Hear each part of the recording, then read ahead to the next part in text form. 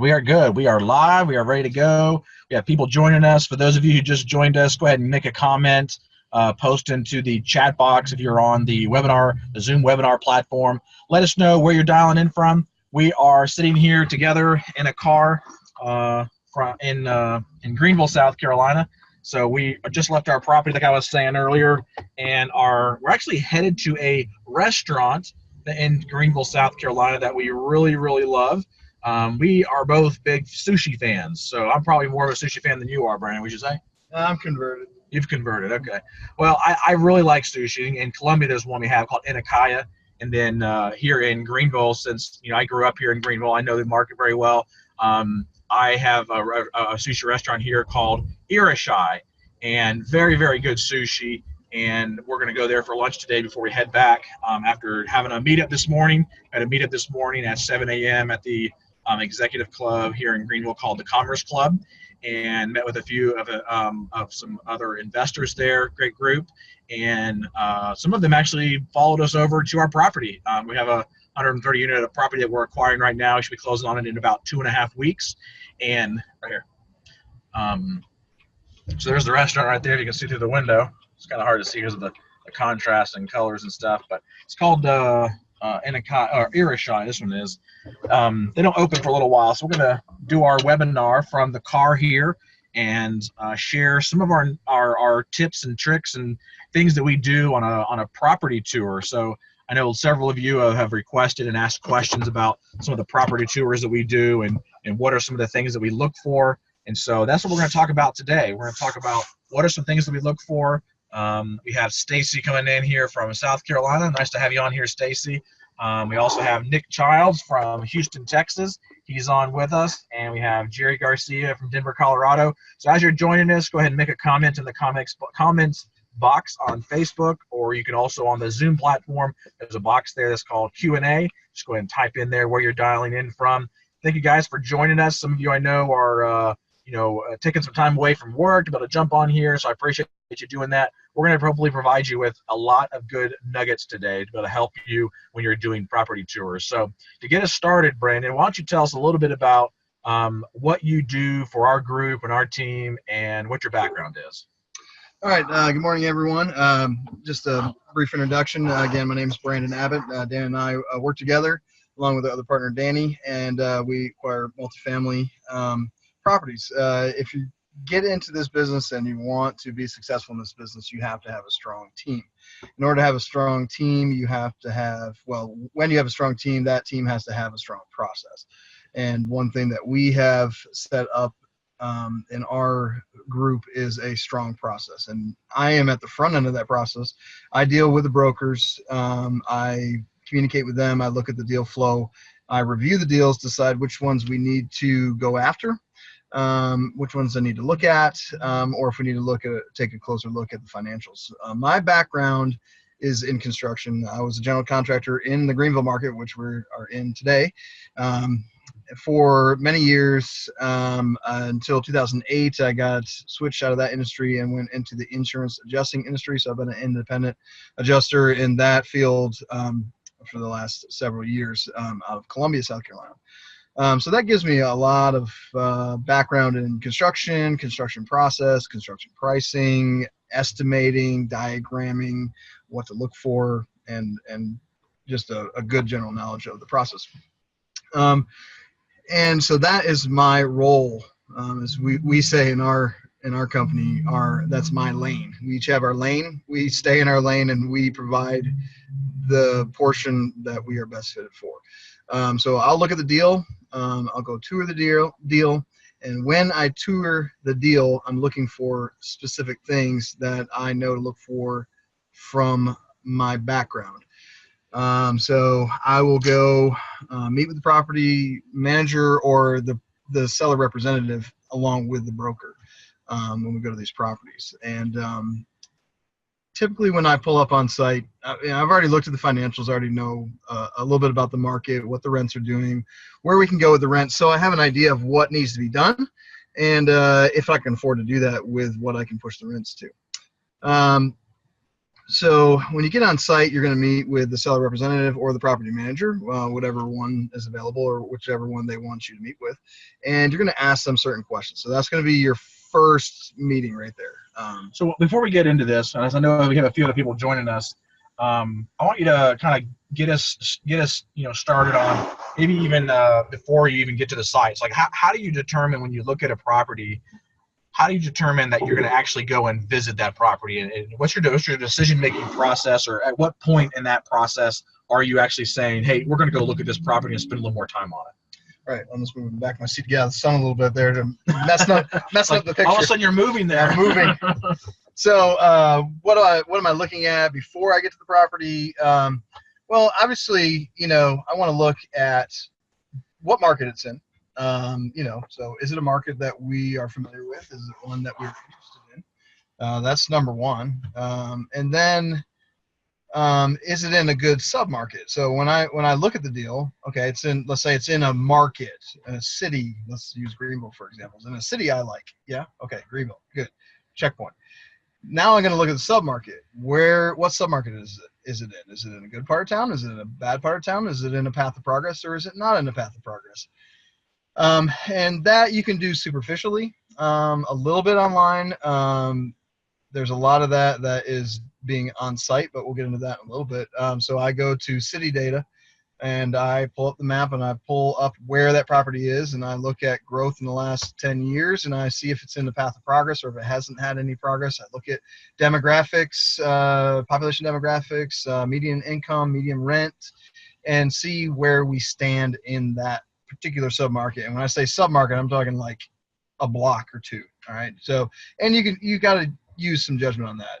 Is the block right next to it really high income, and that one's it maybe not, but all surrounding it is really good. So there's you have to look at the whole picture. Well, and I think talking about markets there, I think is very important, because a lot of times we look at a market and we go, oh, this is Atlanta, and so it's a great market, right? And so you can get caught up in actually saying, oh, this is a great market because it's in Atlanta. But Atlanta has some really good markets and Atlanta has some not so good markets. So you really have to really go, like he said, and really get granular and seeing, because the markets are very hyper local. So not all markets, just because it's in Atlanta, is a good market. Same thing with Charlotte or Orlando or Jacksonville or wherever you are. You got to find where that property is and really do some really deep dive into the surrounding area, 1 mile radius of that property to really see where your markets are, your targets are.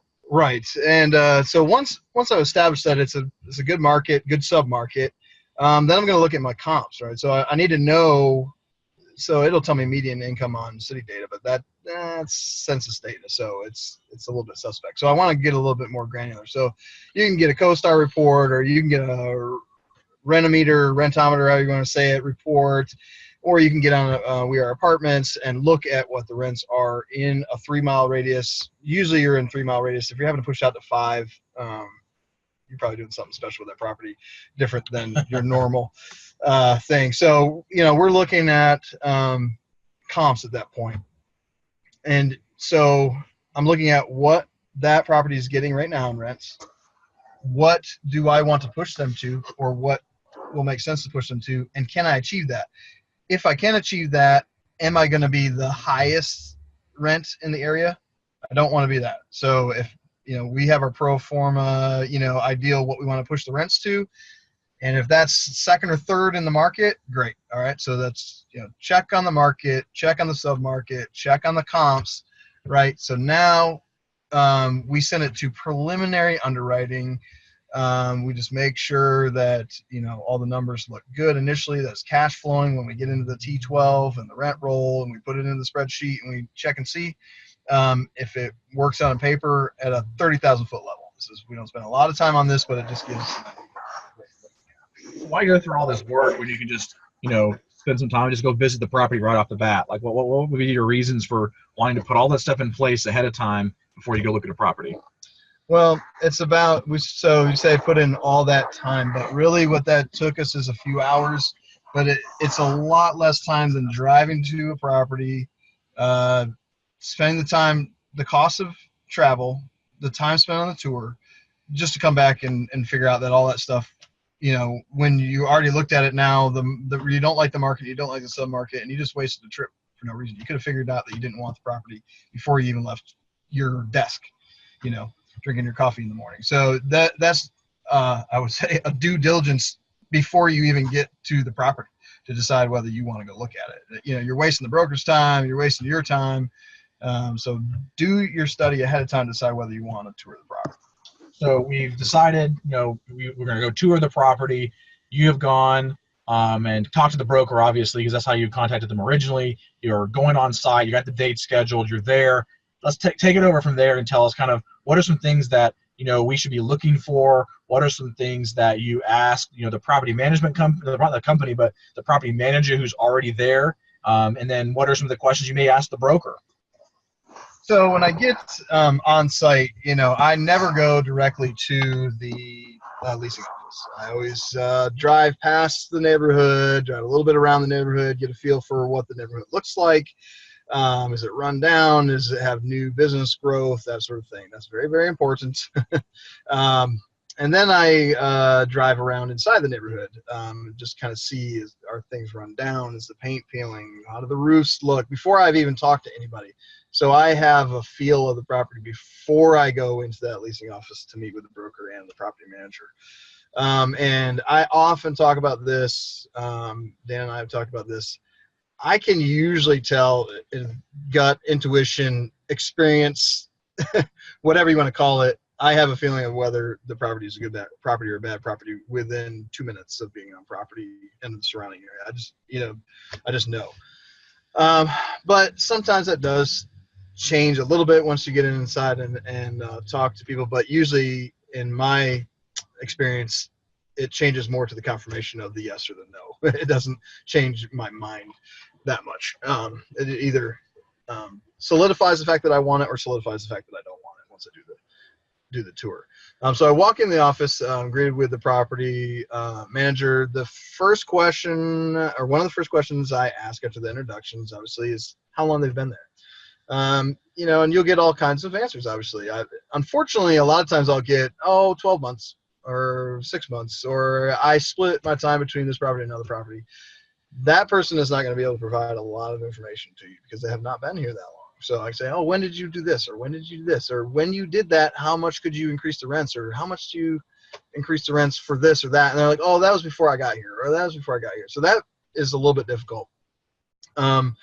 So the broker should have a lot of those answers to your questions, but that's not always the case. It just depends on your broker. There's some really good brokers, and there's some ones that aren't as really informative. They're as good at their job, but they don't have as much information on hand when you go to tour the property. So I'm asking those questions. I'm getting a feel for who I'm talking with and what kind of knowledge they can bring during the tour. And so the tour always starts in the leasing office. You're looking at the amenities they have right there. So it's the fitness room you're going to look at. Usually you walk out back and look at the pool. If they have racquetball courts inside, I've seen that multiple times here in the Southeast. Inside the leasing office and business office, any kind of place that you can rent for Super Bowl parties and stuff like that within the leasing office. So just start there typically. I'm taking pictures. I'm putting those pictures directly into our collaboration app, which is Airtable. So those are going live into the app. So Dan or Danny can look at those photos while I'm touring. So then we move from there to looking at different unit mixes. I always try to see a classic. That's one that has not been renovated, or a renovated unit of the same floor plan. That's not always an option. If they have really high occupancy, then you're going to only see what they have or a model. And unfortunately, that's a lot of times what you'll have to deal with on the initial tour. So I'll go to the classic unit. I'll look at what they started with. I'll go to the renovated unit and look at what they went to. I'll ask questions. What was the cost of this renovation? What kind of premium are you seeing on this renovation? How many units? Most of this is in the OM already, but how many units have you renovated? What's the occupancy on the renovated units? So that's all things you're looking for to see, is this a successful business model? Because some of them, if you're 100% classic, you don't really have that. But a lot of times they'll do like 3 or 4 renovated units and say, yeah, we're getting premiums on 4. So it's a proven business model. Well, not really. That's not really a high enough percentage. I'm also asking the property manager, what's one thing that if they own the property, they would change the first day they got there. And you get all different kinds of answers. Well, I would say, going back to that question, that's a question I think that, was one of the first things I mentioned to you that it's actually eye-opening a lot of times when you talk to the property manager, because you basically put that property manager who's been there for, a year, 2 years, sometimes 5 or 10 years, that knows that property in and out more than the broker, more than the owner of the seller of the property. And so be able to ask them, and they also have a pulse on the tenants in the community. You'll be able to ask them, if you were to buy this property, and what would you do day one when you close on this property? What is the 1 or 2 things that you would change right away?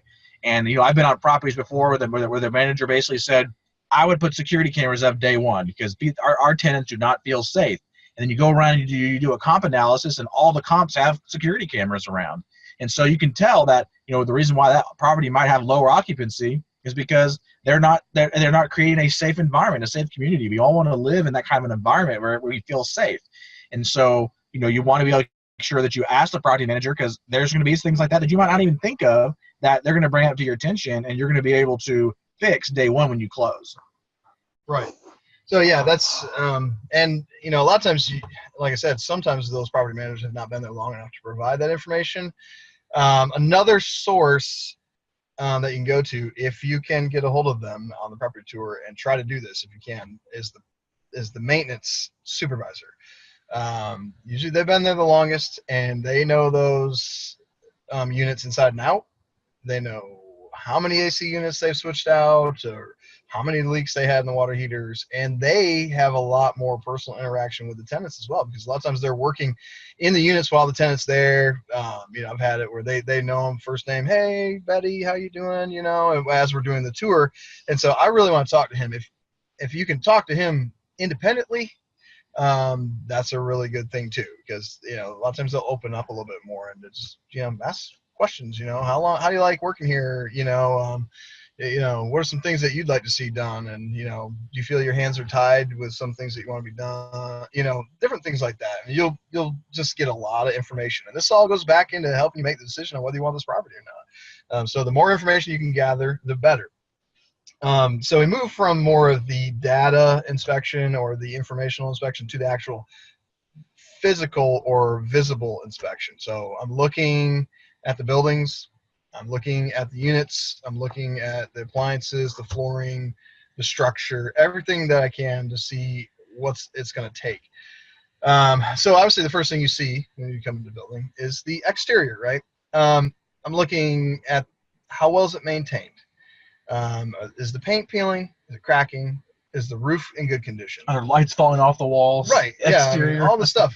And you can have an apartment that has turned units, right? And they say you can achieve more rents on that, or they are achieving rents and proven business model. But if you got to go and dump a ton of money into the exterior because they've let it go, and then when you take it over, you've got to put all that money into there. You can't increase rents by repainting the building always.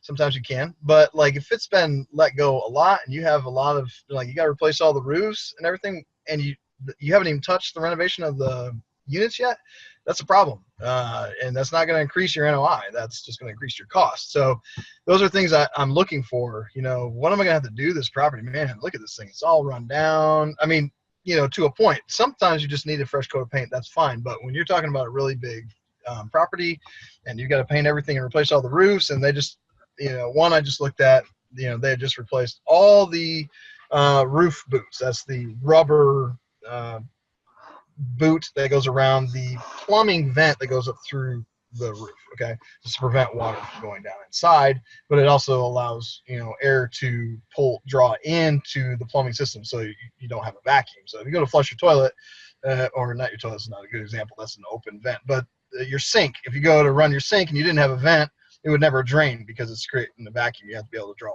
air in.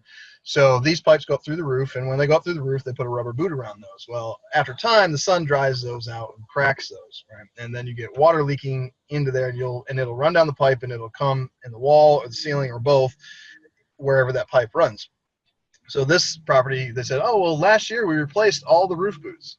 Well, that tells me two things. You had issues with that leaking. That's why you did it. You felt it was a necessity, because the rest of the property you haven't kept up with. So this was something that had to be done.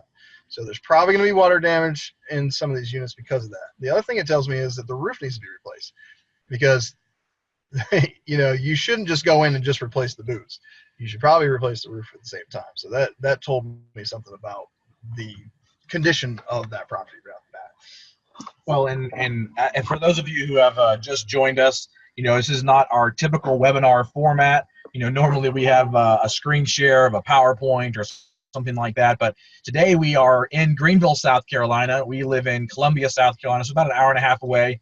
We had a meetup this morning with a couple of investors at the Commerce Club in downtown Greenville. Then afterwards, we went and did a property tour video for our 130 unit property that we're acquiring here in Greenville, South Carolina. We should be closing on that in about 2.5 weeks. So we're really excited about that. Brandon's kind of talking through some of the things we've done on that property on this property tour video. So several of you have commented and let me know that you're interested in that property tour video, and it is available to you.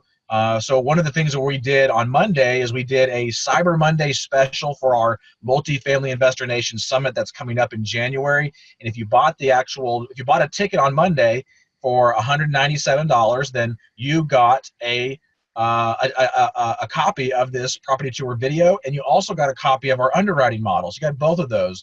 And so if you want those, we're going to extend that to today if you're watching this webinar. So all you have to do is go to apartmentevent.com. And when you go there, you'll look and see all the different speakers we have. We have Joe Farrell's kicking it off with us, doing our keynote. We have lots of other different high-level speakers, and we're constantly adding more and more. Just yesterday, I got somebody to confirm with us that he's been in the business for 35 years, and he's actually taught some of the coaches and the mentors that are in the space right now. So it was really cool to be able to connect with him and be able to get him to say yes, he wants to be at the event. And at the Multifamily Investor Nation Summit, I do give you a 100% money back guarantee. So go to apartmentevent.com. If you register today and then you send me a message, and you can send me a message at dan@multifamilyinvestornation.com, dan@multifamilyinvestornation.com. I will make sure that you get the same offer and special we did on Monday. And so that's going to be, if you sign up for the regular ticket, which is $197 right now, you'll get a copy of the property tour video we just did. It was about a 30 to 45 minute tour, walking back and forth through through one of the units and the buildings and the pond and the interior and the exterior and all the different things we're doing. We walked through the property management office and discussed that a little bit. And so we answer a lot of questions. We had some other people that met up with us this morning that wanted to come along. And so you'll see them in the video. And I will send you a copy of that video, and I'll also send you our underwriting. And if you sign up for the VIP access for the event today, I'll also give you the ability to come down and tour our property live. So we'll be doing those live property tours in January or February. The dates have not been confirmed yet, but if for some reason those dates don't work with you and you bought a ticket, you'll be able to still use that on another property tour that we're going to be doing later in the year. So either way, you're going to get access to that. This event is going to be a phenomenal event for you. You're going to learn so much. So make sure that you go and register for it at apartmentevent.com. And I want to, Brandon, go back to some of the things that you talked about. By the way, for those of you who are on here, whether you're on Facebook or whether you're on the Zoom platform, go ahead right now and start typing into the Q&A box or on the comments on Facebook any questions that you have for Brandon and property tours. So I know as he's going through this material, there's some questions that are popping up in your head. So go ahead and type those in right now. We're gonna try to get through as many of those as we can. I know there's a lot of you on here, so there's gonna probably be several questions. So thank you for being here. Make sure you type in those questions. And the next thing I want to go over though, Brandon, before we start asking questions or taking some questions from the group is, what do you do with your drone? Because I know there's questions about should you get a drone? Should you not get a drone? And if you do get one, what are you doing with it? And why do you think it's very beneficial to have those? Right. So we talked earlier about saving time, right? We want to look at our underwriting and and look at the property before we go tour it, because it'd be a waste of time for us to go look at it and then find out it doesn't work on paper, right? So the same idea applies with the drone inspection. This is something we've already decided works on paper. The market's good, the submarket's good. So unless there's something like really glaring or something we don't like about the property, it's something we want to bid on. So while I'm there, the drone serves two purposes. Number one, it gives me a real view of what the roofs look like. I can get up there, I'm not carrying a ladder to get up on 3-story apartment complex buildings or 4-story buildings in my car. And I don't want to climb up there, even though that's my background and I've done it many, many times. That's why they have technology. So $1,000 for a drone saves me falling off one roof. It's money well spent. So I can fly that drone up on the roof. I can look at those roof boots. I can look at the flashing. I can look at if it has drip edge, see if the gutters are clogged. I can fly around, look if there's any rotting at the soffit or fascia, different things like that. I can also go up and see the overview of the property and see if it's something that is good. I'm not sure if the sun is just killing this picture here. And just see if what the overview of the neighborhood is, how it looks, and different things like that. Yeah, I'm gonna hold it. There we go. That's good. Get a little closer up here. And so that's one of the main reasons. I'm looking at it from an inspection standpoint. I use it for my inspections. I can go over and see, just all different kinds of things. The property we're looking at now has a pond on it. So I can kind of fly over and go over in the corner of the pond where the beavers have dammed it up and it's messing up the water flow, and I can kind of take a look and see what I need to do to clear that out. So, that's a huge benefit of the drone. The second benefit of the drone is for marketing purposes, right? So this is a property we've already decided we want to bid on. Well, if we get to that point and we submit an LOI on this property and we win the bid, we're going to need to market this to our investors and show them what a good investment this is. Well, I've already got drone footage of it while I was there for the initial tour. So I get that anyways because I'm there. And if we decide not to get the property, fine. I have the footage. I upload that to Airtable. Dan and Danny can look at that anytime they want to. And if we get to the point where we're sending this out to investors, we have that footage and we can send it out to a VA and edit that video and put it in a promotional video. So it really serves a great purpose. And like I said, you can get a really good drone. I use the DJI Mavic Pro.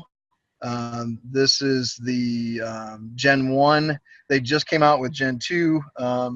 Definitely Gotta upgrade. I definitely like that one, and I'm gonna get it just because I'm a gearhead. I like to have the latest and greatest, and I don't mind spending money on equipment because it saves me time. So hold on, let's make a transaction here. If you're gonna buy that one, what are you gonna sell to somebody else here on the webinar for? $500. $500. So there's about $1,000, right? Yeah, the new one? That one costs $1,100. The new one is rated $1,100. So if you're interested, send Brandon an email, and he will sell you the drone he has now. We weren't even planning on doing this. Yeah. $500. Brandon at handfordcapital.com. So HANDFORD capital.com. Brandon at handfordcapital.com. He'll sell you his old one that he has now. Still works. Still does great. Okay. And he'll go buy his other one for $1,100.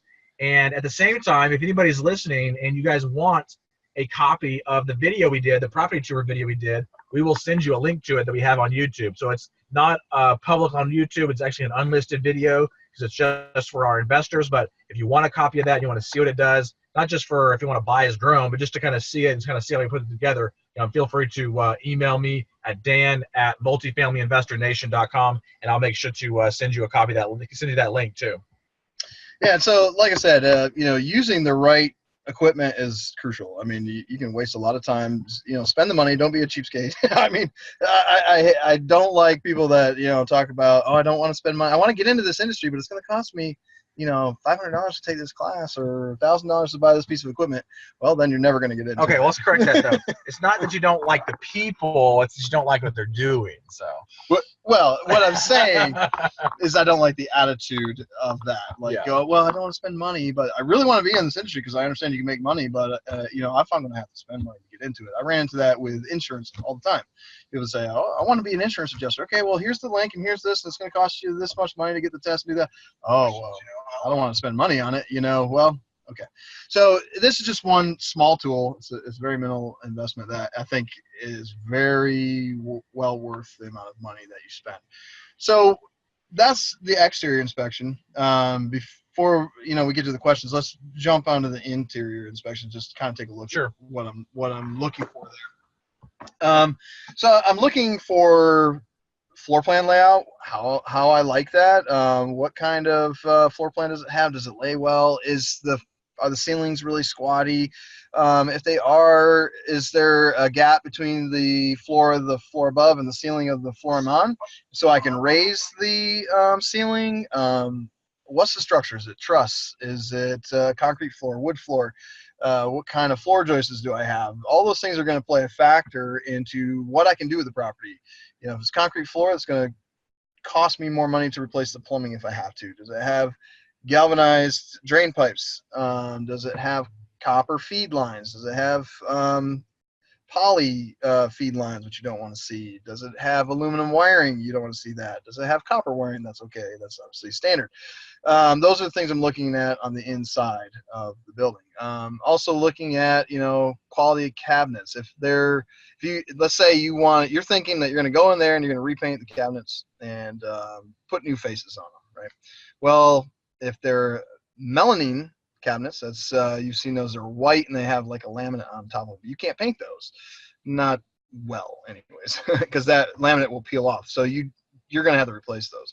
If it's just a engineered wood or like a veneer on that, then you can sand those down and paint them. So I'm looking at that, see what I can do there. I'm looking at kitchen layouts. That's really the big one. The old style are very closed in. Very squatty. Can I open up a wall? And in that old section, they all had the idea to have a bar top with stools. And nobody uses the stools because they're right in your walking path. So can I lower that down to one counter height and open this up in any way, shape, or form? So I'm looking at load-bearing walls. Is that possible? And that all plays into if it's a truss system. Here's a tip for you. If it has a truss roof, there are no load-bearing walls on the inside. All the weight is on the exterior walls. The only tension on truss roof ceiling is outward tension. The tension on the bottom course of the truss is outward. So if I was to cut that course, then the top would collapse. There is no weight down in the center. All the weight is dispersed to the exterior. So if you have a single story, let's say you have a 8-plex or something and it's all truss, a single story, you can take out everything, with the exception of some firewalls. Obviously, those are going to bear because you have to seal off every so many square feet. So that's something I'm looking for.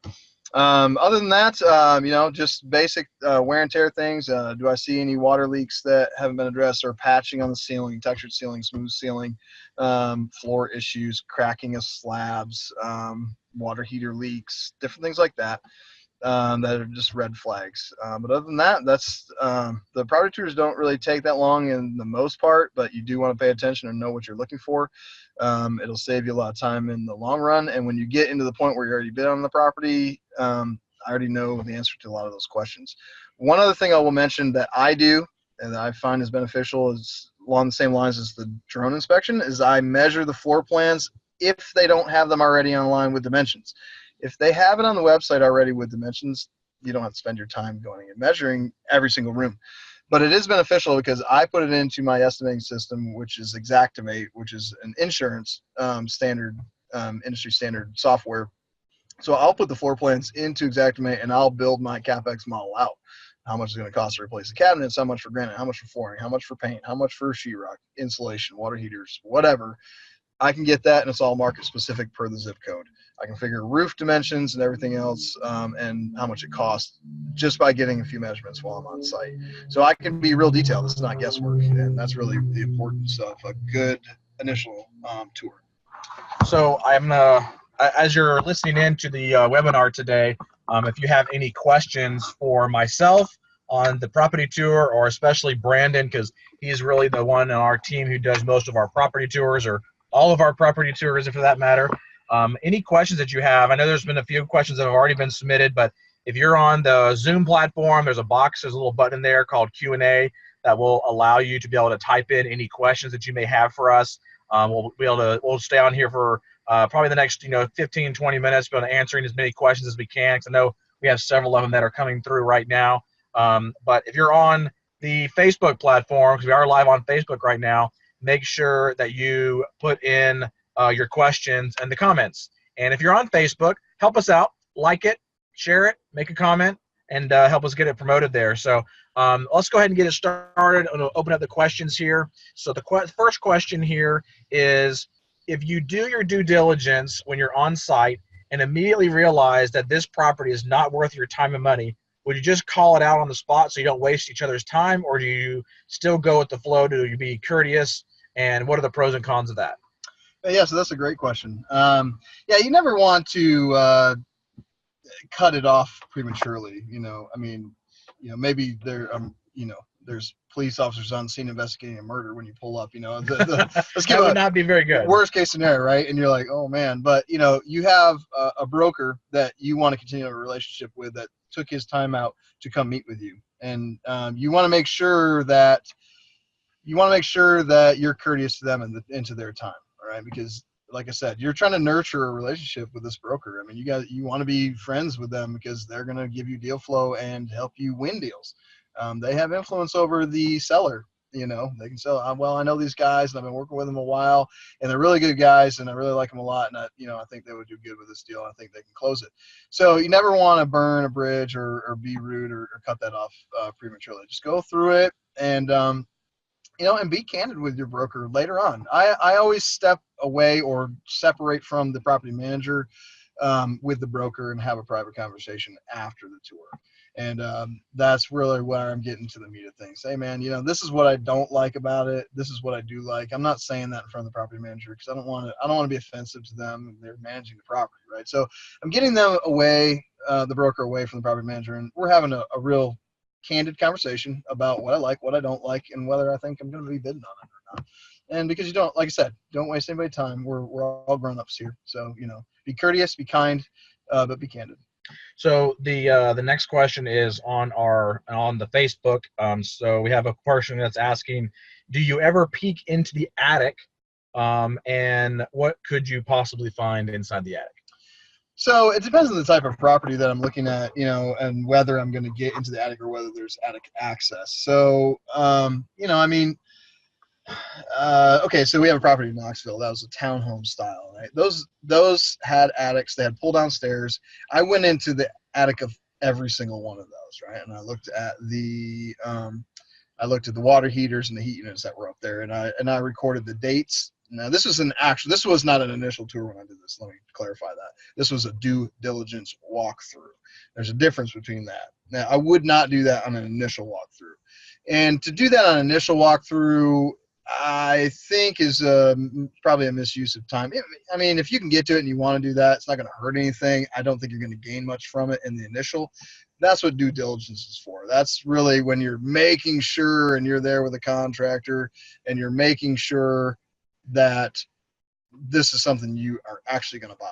The initial is just it's a surface level inspection. You're not pulling things apart at that point in time. All right. So we're answering questions right now as it relates to property tours, and like Brandon was saying, this is not the due diligence property tours. These are the property tours that you're going to do before you actually put an LOI on something, or if it's a smaller property, before you actually put an offer in on a property. So this can apply to small properties, whether it be duplex, tris, quads, or 30, 40, 50 units, or even 100 units or more. So these kind of things still apply in multiple areas. So the next question. Oh, did you have something? No, I was just replying to okay. Joe's. So the question that Joe has on here is would you recommend touring the property with a contractor? Because not everybody has somebody on their team like yourself, Brandon, that can really help out with this. Would it be advisable to bring a contractor for that initial tour, or is that something you would wait to do once you got it under contract and just have that complete inspection? So yeah, I definitely would not do that initially. I don't want to say definitely, but I typically wouldn't do that. Now, I will caveat that by saying I am a contractor, so I wouldn't bring a contractor regardless. But if I step away from my role and I say, if I didn't know anything about that, would I bring a contractor? Not on the initial, because that's that is just an initial tour. You're just looking very surface level at the floor plans, at the layouts, the renovations that have been done, and asking questions about the property. Due diligence is the point in time, and your lender's going to have inspectors to do structural and to do phase one and all those inspections as well. But I will say, don't rely on those inspections because they are very surface level. I can get much more granular in an inspection than they will ever get. So I would save the contractor until the due diligence phase when you actually win it. And again, that comes down to, again, saving time and cost, because most contractors are not going to come meet you for free, especially if you're looking at a lot of properties. And so you want to wait and utilize them when like you've won the bid, you got a PSA in this contract and you're doing diligence. Okay, now I'm going to pay somebody to come out here and inspect it. But if it's just initial and I'm just trying to decide whether I'm going to put a bid on it, I don't want to waste the contractor's time or possibly some of my money to do that. All right. So again, we're answering questions from this webinar today to Brandon Abbott on the property tour. So if you have questions about this, type them in on Facebook, type them in here on the Zoom platform in the Q&A box, and we'll get to as many of them as we can. The next question here is about property types. Are there any property types that you would try to avoid? I think this is going to be kind of hard to answer because our criteria is a little bit different than what your criteria might be, but I think you could probably answer some of the general things that you might want to stay away from. So what I'll do is I'll give you our criteria, and that's going to tell you what I avoid. Right. So this is what I avoid. We are looking for typically, now this is typical, there are variations to anything because we are investors, but this is what we look for to save time. 1980s and above vintage. That means it was built on or before 1980. Why? Because if that's the case, well, usually 74 to 76 is usually the cutoff, but I'm not going to find poly pipes. That's polybutylene pipes. It's a gray plastic pipe that had a recall on the fittings themselves, not the actual pipe. And then you're going to see aluminum wiring in a lot of the 70s builds. And aluminum wiring, you have arcing problems. It's a conductivity issue, and your insurance company is going to make you put pigtails on those to stop the arcing at the outlets and the devices. So that's why we do 1980s or above.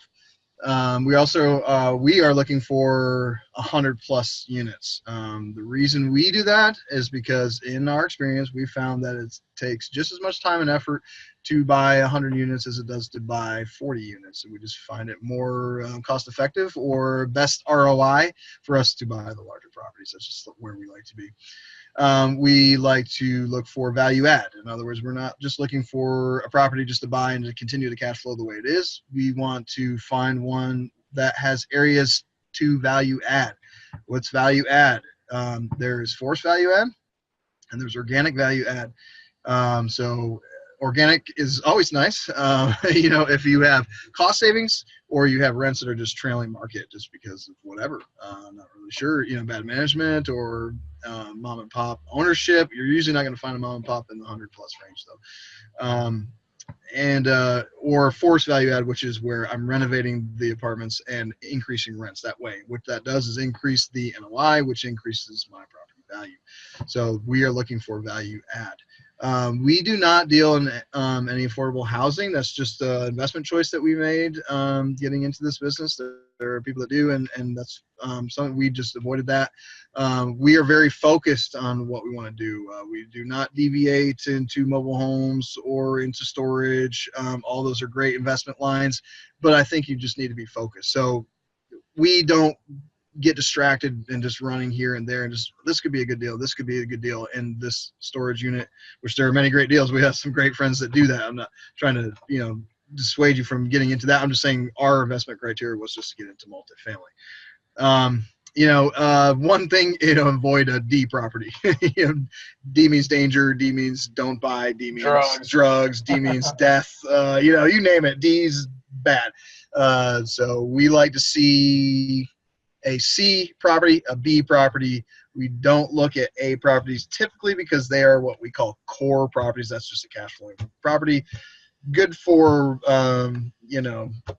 different investor type, but not what we're looking for. All right, so the next question is here on, looks like I have a few questions coming in on the chat platform as well on Zoom here. So first off is on the chiller systems. Are chiller systems a non-starter for you? Chiller system. So I guess I need some clarification on what that, what you're referring to on chiller systems. So we're talking about AC units or, what that is. So if you could type in a little bit of clarification. Nick, yeah, give us a little bit of an elaboration on that. It might be a regional thing, maybe in the north or maybe in the south somewhere. I don't know. Give us a terminology. Just a terminology thing. So give us a little bit more elaboration on that. We'll try to answer that for you. It says, are cooler systems a non-starter for you, aka chiller systems? Sorry, the next question is, what's the name of that software that you use for estimating the interior repairs? And is that only insurance-based, or is that also used for these types of properties? So it's insurance standard, but it's used by many contractors as well. So you can set it up. You have profiles. You can do a contractor profile, or you can do an insurance-based profile. It's built that way. It's called Xactimate. It's spelled with an X, Xactimate. So that's very robust software. One nice feature about it, I'll tell you really quickly, is I can go in, if I've entered in a project already and I have the address already in there, I can right-click on that project and I can say get roof measurements. It will pull from satellite the images necessary through telemetry to pull down the roof measurements with pitches and angles and flashing and drip edge and everything imported into my system. Takes on average for a house or a smaller property, it's going to take an hour or two, and I can go in there, go into my sketch, right click up on the icon at the top, it pops in the whole sketch with all dimensions. I run my macro and I can tell you how much it's going to cost to replace a roof in about, once I brought it in 10 minutes. So that's a beautiful thing. And it's very robust. It takes some time to learn, I will tell you that, but it is intuitive to a certain point. I will say that they divert training to their platforms. You're not going to find a ton of YouTube videos on that or Google on how to use it. There are some, but they control that very well. So, a lot of times people will buy the training for it and certifications for it. But that was Xactimate. You can get a desktop version, you can get a mobile version, you can get the app version. If you're using it for this, you really don't need the mobile or the app version. You're going to pay extra for that. I have all three, and I'm speaking from experience. I don't use the other two. I spent about $3,000 for an annual subscription to that. It would have reduced it right around $2,000 or $1,500 for the year if I had not gotten those. All right, so thank you for that. We don't now have any other questions coming through, but we do have the clarification coming in here from Nick, and he says that it's in Houston, there are some older properties that have chiller systems which force all the units to have the same temperature instead of having each unit set its own temperature. And these chiller systems are very expensive to replace, but they might also be regional to Houston. Yeah, that would be a regional thing, and it also sounds like the asset type is more like an industrial or a tower type setting as opposed to multifamily and apartment complex, and especially in the vintages that we're looking at, because that would be pre-1980s that we look at. So I don't run into that particularly. I do understand what you're talking about. That would not be a non-starter necessarily, but could definitely be adverse to your bottom line if you're having to put individual systems in. I know a lot of people have looked at the ductless systems. Mitsubishi, I think, makes a really good one. And so it's just a unit, kind of like a hotel unit, and it runs through copper line sets to a condensing unit outside, but there's no ducts. But that's hard if you have multiple rooms. They do have systems now where you can split that up, though. So there are options out there for those types of systems. But again, it wouldn't necessarily be a non-starter for me, but I would have to look long and hard at what it was going to take to replace it. But if I could push rents enough to justify it and it's going to raise my NOI, then that's really the factor I'm looking at. Well, those are all the questions that we have coming in from the platform, from Zoom, as well as on the Facebook. Thank you guys for joining us. If one of the things I'll just recap for you real quick is if you guys are interested in getting that property tour video that we did today while we were here in Greenville on the 130 unit property that we're acquiring. In the next 2.5 weeks, we'll be closing on it.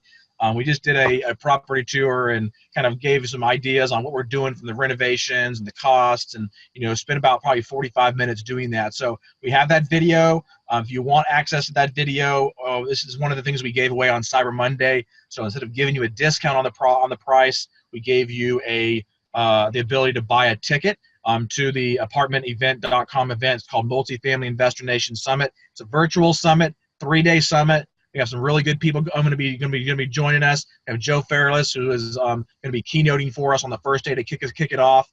And we also have several other ones. We got Vinny Chopra, Neil Bawa, Jonathan Twombly. We have several different people that we have confirmed recently that we're going to be releasing their information soon. So the more and more people that we start to release and get content on, we're going to be raising the price. So right now, if you want to get a ticket, it's $197 for the full 3-day. If you can't make all the sessions, it's okay. As a registered attendee, you will get access to all the recordings of each one of the sessions. So you will have that as well.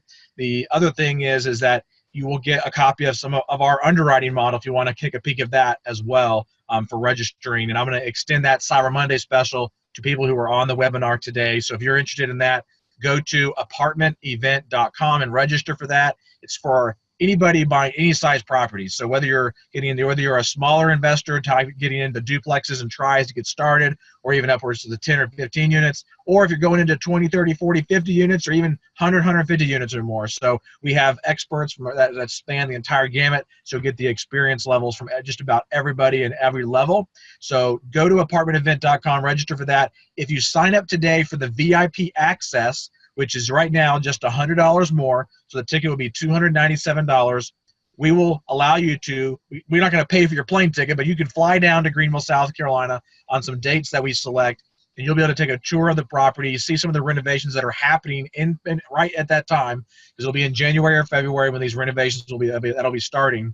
And if for some reason the dates don't work for you, you can come to another one that we'll have later in the year. So go ahead and register for the event. Looking forward to it. There is a 100% money back guarantee on that. So thank you so much for joining us on the webinar.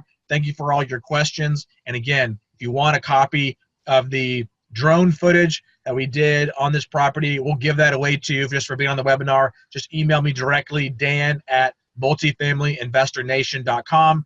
And also, if you guys would help us out, we're trying to really promote the Multifamily Investor Nation. So if you're part of the Facebook group, and you have some of your friends that are not part of the group, but you know that they're in multifamily, if you would go ahead and invite them to the group, that would be really helpful to help us grow this group and really make it a good quality program. So thank you guys so much for joining us, and we'll see you next week on the next weekly webinar for the Multifamily Investor Nation.